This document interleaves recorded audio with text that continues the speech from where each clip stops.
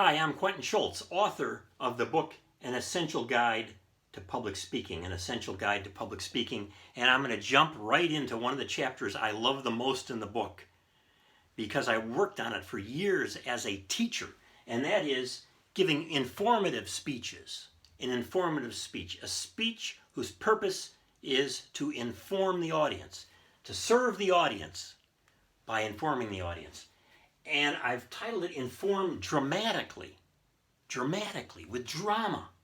Oh, what does that mean, to inform with drama? What's this guy talking about? He's losing his mind. I've never seen a lecture that's dramatic. That's for plays. Plays are drama. What are you talking about, public speaking being dramatic? Let me explain it to you. This is important because the vast majority of speeches aimed to inform are boring. They are not only delivered without much passion and enthusiasm, but on top of that, they don't have any drama. We need to get at what I'll call the inherent drama. The inherent drama. Here's what it looks like. Oh, I love this. This is going to change your life in giving informative speeches. And if you go into teaching, it's going to make all the difference in the world. Every time when I would walk into the classroom as a teacher, and if I was giving a lecture that day, I would have my dramatic point ready. I wanted some drama. Here's what it looks like. So we have an audience. The audience has some needs, or let's just say they have some interests. All audiences have needs and interests, okay? And we have some information. We're giving an informative speech. Of course we have information. We're looking at the connection between those two. How our information, how our knowledge that we're aiming to pass along, how that relates to the audience's needs. Does it relate even or not? If not, we got something fundamentally wrong and we have to go back and start all over again. The connection between the needs and the interests of the audience and our information. That's where the drama is. And this can work extremely well when we understand how it works and put it into practice. So, one of the things I've worked on is how do you write a resume to get a job interview, particularly if you're a university student or a recent graduate. In fact, I wrote a whole book on this. I was so interested, I spent a few years researching it.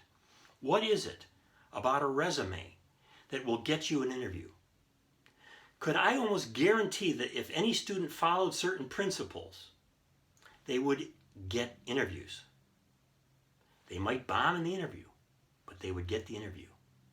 And I discovered what you need to do in the interview in order to what you need to do in the resume in order to get the interview. I discovered it. You want to know, if you're a university student right now and you have a need for that knowledge, you want to know. I've set you up with a drama. I am going to solve that need for you. The drama exists in the gap that's between the information that I have and what you want.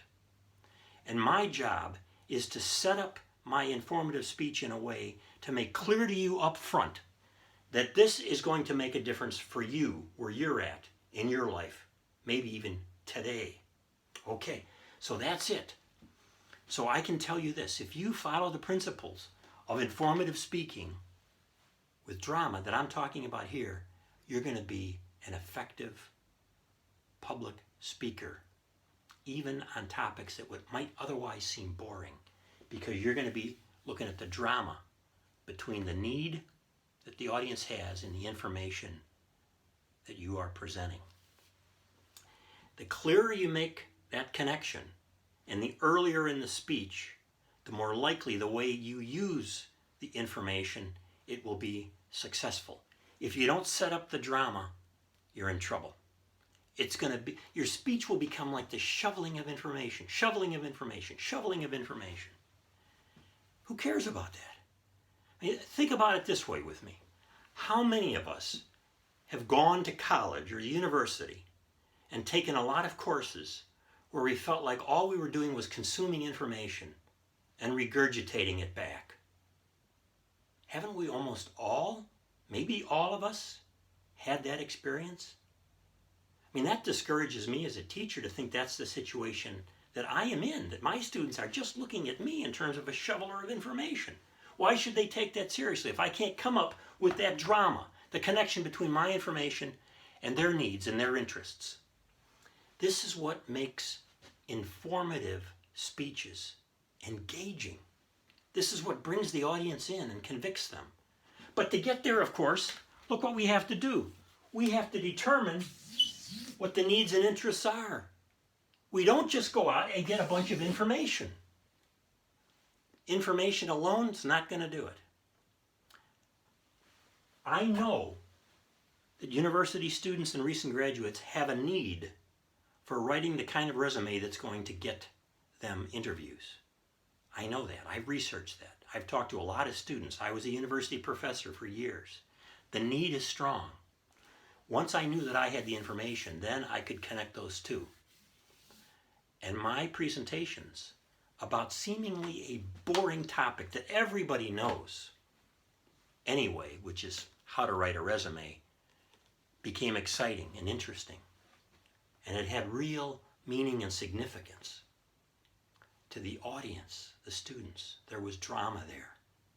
This is what we aim at. We inform dramatically.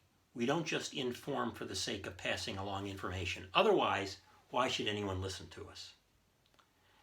So, as you work on your informative speeches, think about what the drama is. You need to know what the needs and interests are, be able to identify them well in your research, and make sure you have information that will address those. If you do, your informative speeches are not just going to be the shoveling of information, but they are going to be a true service to your audience. You can do this. Thank you.